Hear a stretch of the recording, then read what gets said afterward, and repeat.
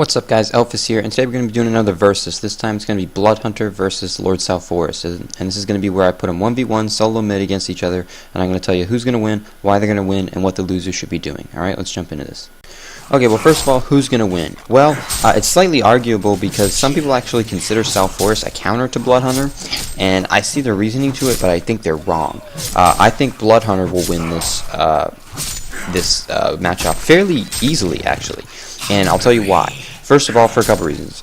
Firstly being because Blood Hunter has just a base higher attack damage. I'm just going to shuffle through. I want you to see that he has a higher attack damage just by being him, okay? He has a normal higher attack damage, alright? So first of all, it'll be easier for him to last hit, okay? Second of all, he has a higher armor, okay? So it'll be harder for Salforis to harass him if you watch the armor here. It'll be harder for him to harass him. Thirdly, he has a higher movement speed. And on top of that, neither hero really has crazy good harass with their skills. I think the reason people think Salforis is a counter is because Salforis has the ability to do AoE damage based on the number of minions or creeps that are around. And I think it's his W? No. Sorry, I don't play him too much, so it's his E here. Yeah, you can read it there by yourself. So I think that's the reason they do it, is because he can do some passive AoE damage as well as regenerate health and things like that. But I still don't really see how that makes him a counter to Blood Hunter. He doesn't really have the ability to outlast hit Blood Hunter. He doesn't really have the ability to kill Blood Hunter by any means. What he could do, I believe, is that his ultimate, I'm not 100% sure on this, so somebody can correct me if they want. I think his ultimate may stop Blood Hunter's feast. I'm not 100% sure because it heals Blood Hunter, and his ultimate, where does it say? It cannot regenerate or heal health. The target cannot regenerate or heal health. So I think it may stop that. And again, actually, as you're watching, just the hero is passively losing the lane. I'm not even controlling the heroes, and he's passively just losing the lane is what's happening here. So, and that's because he has a lower attack damage than Blood Hunter does. So I think he would lose the lane. Blood Hunter doesn't really have the ability to get zoned out by him because of his feast. He should be able to stay up. I think the reason they think he's a counter is because of the ultimate. I think that's the reason behind it, and possibly because of the passive AoE damage and regeneration, but I still don't see that being a strong enough thing to make him a counter. So he will be able to win in last hits. He will be able to win runes. At least he should. He has a higher movement speed by far. So as long as he doesn't do something stupid and get far behind, he should be able to win the runes as well. He is a better ganker in my personal opinion. His ultimate basically stops them from moving. It's not a stun, but it essentially is a stun. So there's that to think about. The hero in general is all around better, in my personal opinion, when it comes to playing solo mid. Now, when it comes to team fighting and things of that nature, I think Blood Hunter certainly lacks quite a bit. That's one of the reasons why you don't see the hero picked up. Essentially, the hero, when you see it picked up, is for a free win on mid at the sacrifice of losing team fight capabilities, because the hero is a god-awful team fighter. He really has next to nothing when it comes to team fight.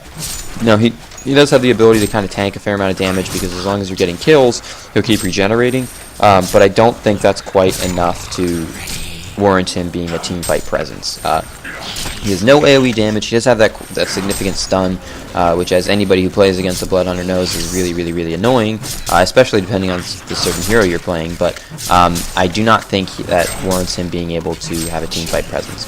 So, to recap, he has a much lower teamfight presence, but at the cost of winning the lane. Okay, so that would be the reasoning as to why you see Blood Hunter picked up. Okay, they pick him up to win the lane. They do not pick him up for his team fighting abilities, for his anything. He's also a fairly good ganker.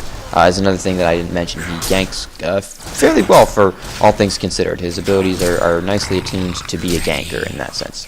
A ganker in winning a lane, that is. But, so we've talked about who's going to win and why they're going to win. What should Salforis be doing now that we've decided that Salforis will probably lose this lane?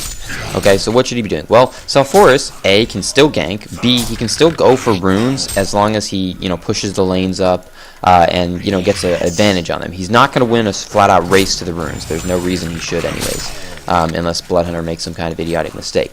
But there's no reason he should win a flat-out race to the runes. The other thing he can do is, once he hits 6, once they both have their ultimates, I think Salforis should be able to beat him in a 1v1 quite easily, actually.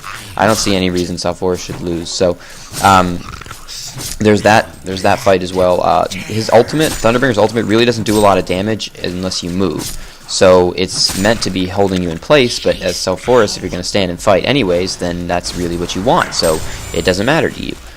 So he has that beneficiary to him that he could probably win a 1v1 fight against him. And on top of that, he can get ganks. He can still last hit, assuming he won't. He certainly shouldn't get as many as Bloodhunter. Certainly not. Bloodhunter's a higher attack damage, just about as good, if not a better animation. There's no reason he should get as many, but he can still get some.